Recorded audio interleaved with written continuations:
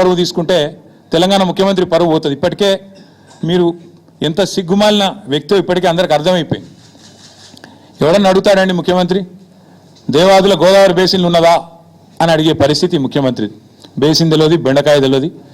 దాంతోపాటు ఇంకా దరిద్రం ఏంటంటే నల్లమల పులి అని చెప్పుకుంటాడు. నల్లమల తెలంగాణలోనే ఉంది కదా అని అడుగుతాడు మీటింగ్లో.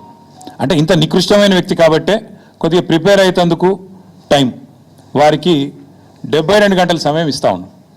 లేదు ముఖ్యమంత్రి గారు కనుక ముచ్చటపడి లేదు మా సొంత ఊరికే రండి కొండారెడ్డిపల్లి కంటే అక్కడికైనా వస్తాం, లేదు మా సొంత నియోజకవర్గం కొడంగల్లో పెడతాను నేను అంటే నీ ఇష్టం అక్కడైనా పెట్టు, లేదు మా నాయకుడు కేసీఆర్ గారి సొంత ఊరు చింతమడకకు వస్తావా అక్కడ రెడీగా ఉంటాం, లేదు మా నాయకుడు కేసీఆర్ గారి నియోజకవర్గం గజ్వేలు అక్కడికి వస్తావా నీ ఇష్టం, ఊరు నీ ఇష్టం, ప్లేస్ నీ ఇష్టం, సమయం డేటు అన్ని నీ ఇష్టం, నేను రెడీ, మా పార్టీ తరపున నీ సవాల్ను స్వీకరిస్తూ ఉన్నాం. ఇందులో ముఖ్యమంత్రి గారి తరపున ముఖ్యమంత్రి గారు ఇచ్చిన సవాల్ను పార్టీ తరపున నేను స్వీకరిస్తూ ఉన్నా. వాస్తవాలు చెప్పాలి అంటే దశాబ్దాలుగా దగాబడ్డ తెలంగాణను కేసీఆర్ గారి నాయకత్వంలో ముఖ్యంగా వ్యవసాయము సాగునీటి రంగంలో ఎట్లాంటి విప్లవం సృష్టించినామో ప్రజలందరికీ ఇప్పటికే వారి అవగాహనలో ఉంది, వారి అవగతంలో ఉంది, వారి అనుభవంలో ఉంది. అయినప్పటికీ కొన్ని విషయాలు గుర్తు చేయాల్సిన బాధ్యత మా మీద ఉన్నది. ఆనాడు సమైక్య రాష్ట్రంలో తెలంగాణను నీళ్ళు ఇవ్వక ఎండబెట్టినారు కాబట్టే, కరెంట్ ఇవ్వక కాల్చక తిన్నారు కాబట్టే తెలంగాణ ఉద్యమం పుట్టింది. నీళ్లు నిధులు నియామకాలు అనే ఒక నినాదంతో ఆనాడు మేము ఉద్యమాన్ని నడిపాం.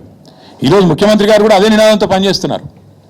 నీళ్ళేమో ఆంధ్రాకు పంచుతున్నారు, ఆంధ్రాకు పంపుతున్నారు, బనకచెర్ల పేరిట ఇంకో పేరిట, నిధులేమో ఢిల్లీకి పంపుతున్నారు.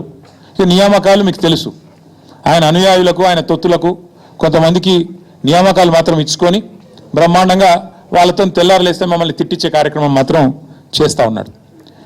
వాస్తవం ఏంటి అంటే స్వతంత్ర భారతదేశ చరిత్రలో 78 ఏళ్ళ భారతదేశ స్వాతంత్రానంతరం ఏ ప్రభుత్వము కూడా కేసీఆర్ గారి ప్రభుత్వం చేసినంతగా రైతులకు ఎన్నడూ సాహసోపేతమైన కార్యక్రమాలు తీసుకోలేదు అనేది అక్షర సత్యం. రైతు బంధు అనే ఒక విప్లవాత్మకమైన పథకం ఇది ఇక్కడ అక్కడ కాదు. మొన్న నేను ఆక్స్ఫర్డ్ యూనివర్సిటీకి పోయినా, అక్కడ నేను చెప్తుంటే వాళ్ళే పరిశాన్ అవుతున్నారు. దాదాపు $9 బిలియన్ 70 లక్షల మంది రైతుల ఖాతాల్లో 11 విడతలుగా వేసినాము.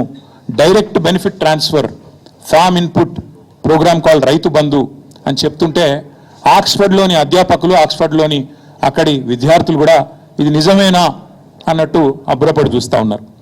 తెలంగాణ నేల మీద రైతు రాజ్యం తెచ్చింది.